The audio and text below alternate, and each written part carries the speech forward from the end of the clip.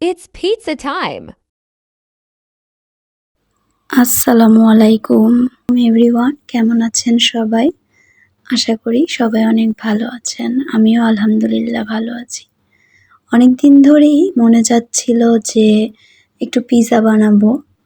তো বানাবো বলে আর বানানো হচ্ছিল না। তো সেই দিন হঠাৎ করেই আ কোনো আয়োজন পূর্ব প্রিপারেশন ছাড়াই আমি পিৎজা বানিয়ে নিলাম। আমার সবসময় পিৎজার সব টপিংসগুলো আমার আনাই থাকে।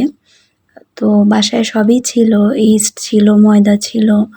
তো আমি সবকিছুই করে পিৎজার ডোটা বানিয়ে নিয়েছিলাম। তো এই যে পিৎজার সসটা আমার বাসায় বানানোই থাকে, আমি সবসময় বানিয়েই রাখি। তো চিকেনটা আমি ইনস্ট্যান্ট রেডি করে নিয়েছি। তো তেমন কিছু ছিল না, ক্যাপসিকামও ছিল না।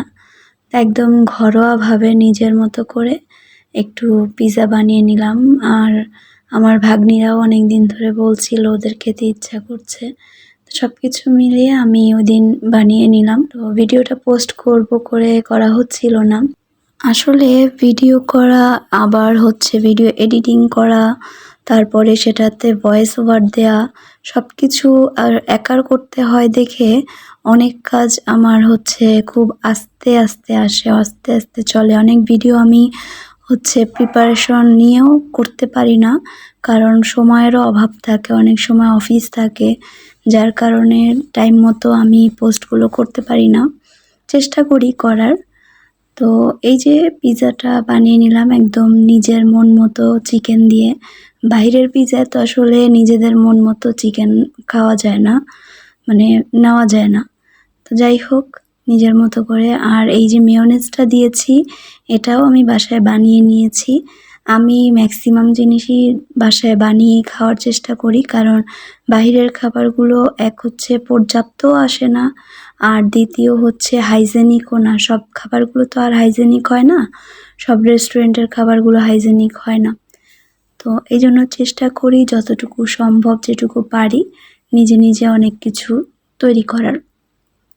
আর আমার বাসার যারা আছে তারাও খুব পছন্দ করে যে আমি বাসায় যে জিনিসগুলো বানাই, তারা রেস্টুরেন্টে খাওয়ার থেকে এটা বাসায় খেতে বেশি পছন্দ করে। আর আজকে হয়তো আমার ভয়েসটা অন্য দিনের থেকে আরও ভাঙা মনে হচ্ছে, আসলে একটু ঠান্ডা লেগেছে, এজন্য গলাটা বসে গেছে। তো এই যে এখন চিজ দিয়ে দিলাম আর একটু পেঁয়াজ দিয়ে দিলাম, যেহেতু ক্যাপসিকাম ছিল না।